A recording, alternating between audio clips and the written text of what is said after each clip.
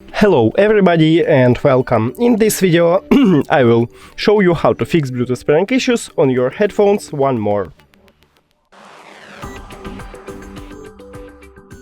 Firstly, make sure that your Bluetooth is turned on, and after that we should click on the headphones. Cool.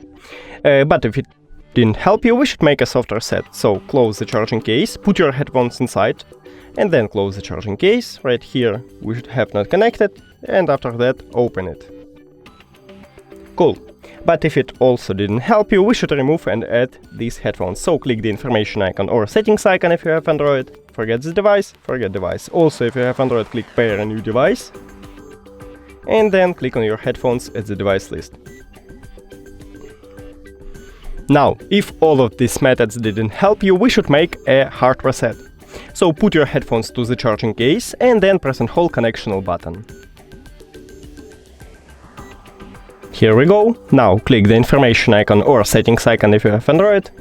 Forget this device, forget device. Don't forget about click pair a new device on your Android and then click on it at the device list. And we did it!